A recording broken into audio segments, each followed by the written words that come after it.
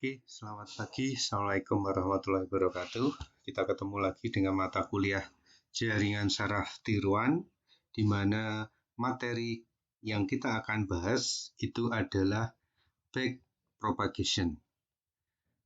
Jadi, ketika kita bicara jaringan saraf tiruan, salah satu jaringan yang paling banyak digunakan di dalam penelitian-penelitian saat ini adalah back propagation.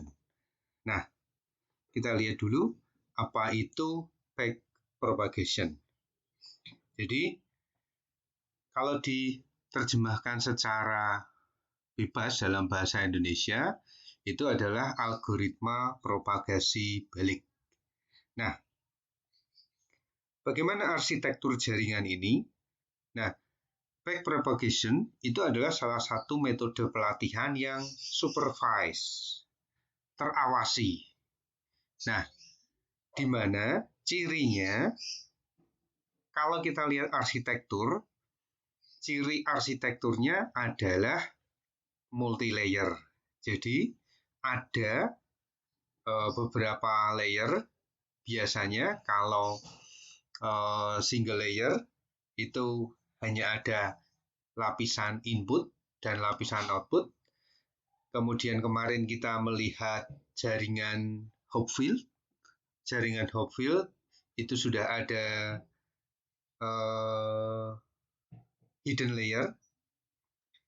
Nah, di jaringan back propagation kita menggunakan multi layer, yaitu ada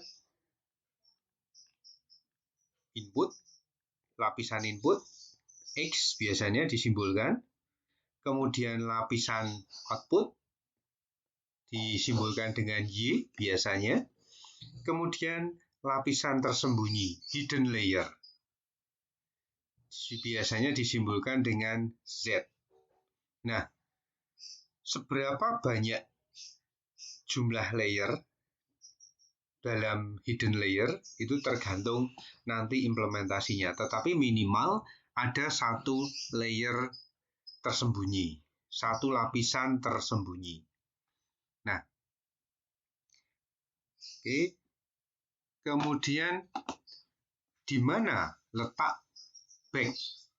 back-nya itu di mana? Nah, sekarang kita lihat di dalam back propagation itu biasanya digunakan untuk menangani masalah pengenalan pola biasanya. Pengenalan pola yang rumit. Nah, seperti saya katakan tadi, back propagation ini salah satu metode jaringan saraf tiruan yang paling populer, salah satu ya. Nah, berbagai aplikasi itu banyak menggunakan back propagation, seperti kompres data, deteksi virus, kemudian yang paling banyak identifikasi objek, kemudian speech to text, bagaimana kita akan menggambarkan sebuah huruf dari sebuah ucapan. Nah, inti dari propagasi balik atau penyiaran kembali, ini cirinya adalah dari balik ini. Kenapa dari pembalikan ini? Karena dengan back ini, maka ada sebuah proses untuk memperbaiki error. Nah, mungkin lebih jelasnya kita bisa melihat jaringan-jaringan ini. Nah, ini ya, tadi inilah jaringan-jaringan di dalam back propagation. Seperti yang saya katakan tadi, ada X sebagai input, Y sebagai output, kemudian ini Z sebagai hidden layer. Nah, lapisan input. Seperti biasa ya, lapisan input itu tempat di mana kita memberikan masukan-masukan, bobot-bobotnya, kemudian dari masukan itu, kemudian lapisan tersembunyi.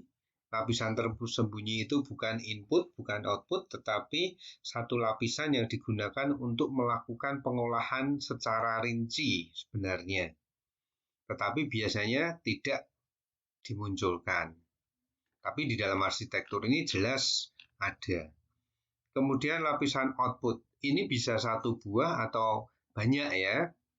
Jadi seperti saya contohkan tadi di awal. Nah, ini outputnya bisa satu, bisa banyak. Itu terserah nanti arsitektur yang disesuaikan dengan masing-masing pemecahan masalah. Tergantung kasusnya ya. Begitu juga untuk biasnya, tetap ada bias. Ada bias untuk ini, untuk V, dan untuk W. Biasnya untuk unit-unit yang tersembunyi atau untuk dari tersembunyi ke output. Seperti biasa ya, di jaringan multilayer seperti biasa yang pernah kita gunakan untuk V, untuk W juga ada biasnya. Nah, kemudian backpropagasinya di mana? Kalau tadi kita lihat layer-layernya, backnya itu di mana? Nah, sekarang kita lihat lebih jelasnya. Jadi, backpropagation itu sebenarnya adalah sebuah saluran untuk mengembalikan dari output ke lapisan tersembunyi. Bukan ke input ya, tetapi ke lapisan tersembunyi. Dari lapisan output nanti kan keluar outputnya, difungsikan sebagai output, kemudian dibandingkan dengan target. Nah, target ini dibandingkan dengan output realitanya, output aktualnya, output nyatanya. Nah, ada nggak kesalahan-kesalahan yang dibuat? Error-errornya apa? Maka jika terjadi error, dilakukan proses pembalikan. Sampai terjadi perubahan lagi untuk mendekati target. Ketika dibandingkan lagi dengan target, masih error apa enggak? Masih keliru apa enggak? Kalau masih keliru, dibalikan lagi. Nah, seberapa banyak pembalikan ini? Ada dua cara nanti.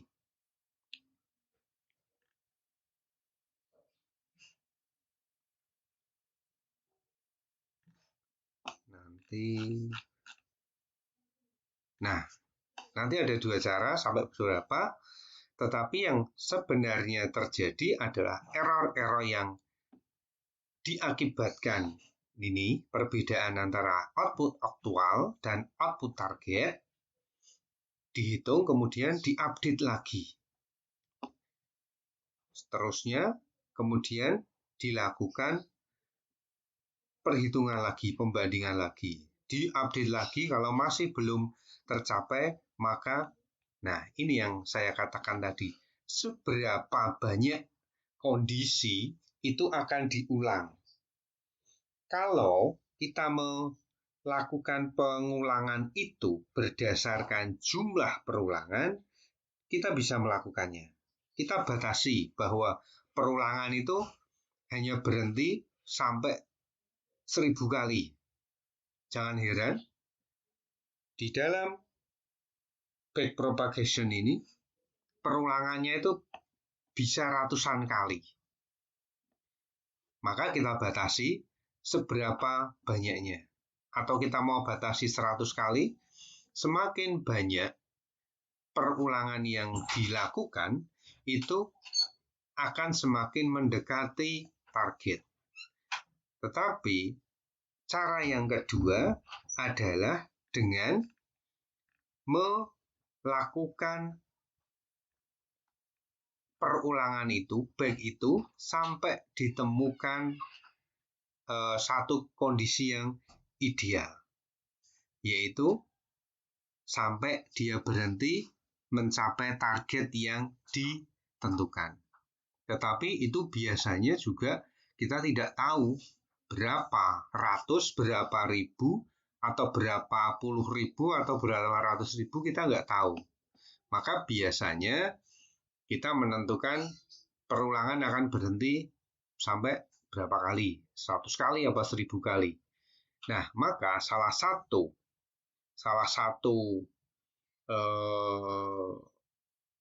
kondisi yang harus disediakan adalah sumber dayanya. Karena sumber daya maksudnya perangkat kerasnya, karena ini butuh proses yang sangat panjang dan banyak. Nah, makanya seberapa banyak back forward-nya, back itu arah mundur, forward arah maju, seberapa banyak perulangan itu harus ditentukan. Karena kalau tidak ditentukan bisa saja sampai ratusan ribu kali, dan itu membutuhkan sumber daya memori, sumber daya processing yang sangat besar. Nah, kemudian di dalam backpropagation itu ada dua bagian, yaitu algoritma pelatihan dan algoritma aplikasi. Yang kita bicarakan tadi, bagaimana prosesnya untuk bisa menemukan satu kondisi yang ideal. Ideal itu maksudnya antara output aktual dengan output target itu sama. Itu masih dalam tahap pelatihan. Nah, di dalam tahap pelatihan itu ada pelatihan input, pola pelatihan input, kemudian propagasi balik error tadi untuk memperbaiki errornya, dan pengaturan bobot. Jadi di dalam algoritma pelatihan itu kita nanti akan melatih banyak melatih kondisi-kondisi yang mungkin sangat bervariasi. Supaya apa? Supaya jaringan itu bisa menerima kondisi-kondisi yang sangat bervariasi. Nanti kita lihat pelatihannya itu seberapa banyak. Pelatihannya di dalam kondisi yang real itu bisa sampai ratusan ribuan. Kenapa? Karena contohnya, mungkin sebagai contoh yang real saja. Di awal, ketika kita kuliah JST ini, di awal kita sudah mempunyai sebuah contoh bagaimana sebuah JST, sebuah jaringan itu bisa mengenali sepeda. Misalnya gambar ya, gambar sepeda.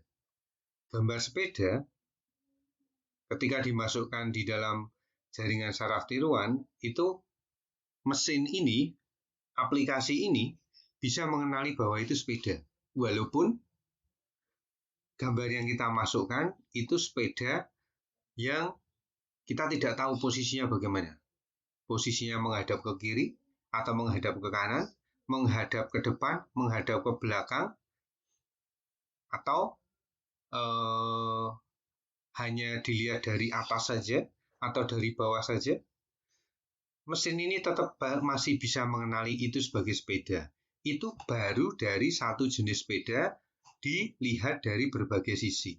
Bagaimana kalau kita misalnya memasukkan sepeda mini, atau sepeda gunung, atau sepeda balap? Maka kita harus melatih mesin ini, aplikasi ini dengan banyak variasi. Kita juga harus memasukkan pelatihan untuk gambar sepeda balap, gambar sepeda mini, gambar sepeda gunung, gambar sepeda untuk balapan di jalanan, gambar sepeda untuk balapan di stadion.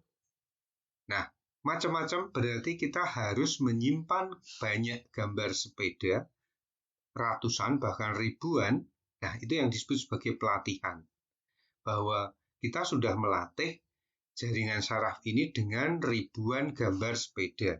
Sehingga ketika kita memasukkan untuk testing, untuk menentukan apakah ini adalah sebuah gambar sepeda, maka ada gambar sepeda yang mendekati input yang kita masukkan. Nah, algoritma pelatihan dan algoritma aplikasi. Aplikasi itu kita memasukkan sebuah gambar sepeda sembarang, maka aplikasi ini, algoritma ini bisa mengenali itu sebagai sepeda. Nah, atau bisa membedakan antara gambar sepeda dan gambar orang. Misalnya orang naik sepeda, maka algoritma ini bisa mengenali sepeda dan orang dengan berbagai variasi bentuk, berbagai variasi warna, berbagai variasi sudut pandang pengambilan gambar, dan sebagainya. Nah, ada dua, yaitu algoritma pelatihan dan algoritma pengujian. Jadi, istilahnya adalah pelatihan ini belajar bahwa jaringan ini adalah jaringan yang bisa belajar. Itu seperti orang, ketika orang belum bisa baca, kemudian dilatih dengan berbagai bentuk huruf. Berbagai bentuk huruf seperti kita. Jadi kita bisa mengenali huruf A misalnya dari berbagai bentuk dan ukuran. Misalnya saya akan melakukan koreksi terhadap jawaban mahasiswa. Tulisan-tulisan itu saya bisa mengenalinya. Huruf A antara satu mahasiswa dengan satu mahasiswa yang lain pasti berbeda. Katakanlah dalam satu kelas ada 50 orang, nulis huruf A-nya itu berbeda-beda. Tapi saya tetap bisa mengenali, karena saya sudah dilatih untuk mengenali berbagai bentuk huruf A. Katakanlah saya mengajar di satu kelas 50 orang, huruf A-nya beda-beda. Saya bisa membaca itu huruf A? Bisa, karena saya sudah terlatih membaca huruf A ribuan bentuk variasi ya. Jadi kalau hanya untuk membaca huruf A dari 50 mahasiswa, saya dengan mudah bisa mengenali itu huruf A. Baik itu huruf A besar, huruf A kecil. Saya bisa mengenali karena saya selama ini sudah terlatih untuk membaca ribuan bentuk huruf A. Katakanlah saya mengajar 20 tahun, kemudian setiap semester saya mengenali huruf A dari mahasiswa katakanlah sebanyak 300 orang setiap semester, maka 20 tahun itu saya berlatih membaca huruf A berapa orang? 300 kali 20, 300 kali 20, 6.000 dikali 2, satu tahun 2 semester, 2, 6.000 kali 2, 12.000. Saya sudah berlatih membaca huruf A dengan berbagai variasi 12.000 bentuk. Maka saya untuk mengenali huruf A dari 50 mahasiswa dalam kelas JST ini, saya bisa dengan mudah itu huruf A. Jadi karena saya sudah terlatih.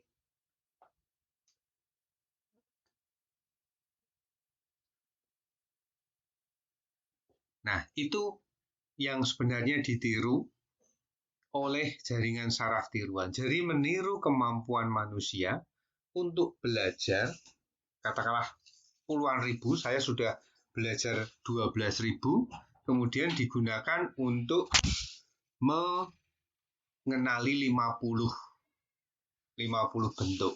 Maka saya dengan mudah bisa mengenalinya. Itulah yang sebenarnya kemampuan yang akan ditiru oleh jaringan saraf tiruan ini. Itu ya. Jadi pada prinsipnya itu. Jadi dua langkah ini adalah langkah pelatihan. Semakin banyak pelatihan itu semakin bagus. Karena dengan semakin banyak pelatihan, maka variasi-variasinya juga semakin banyak. Sehingga ketika pada langkah aplikasi, langkah testing, untuk mengenali satu gambar atau satu huruf saja, maka bisa dengan mudah terkenali. Nah, itu dulu bagian pertama. Bagian pertama kita hanya melihat prinsip kerjanya, kemudian bagaimana cara mengenalinya. Oke, supaya filenya tidak terlalu besar.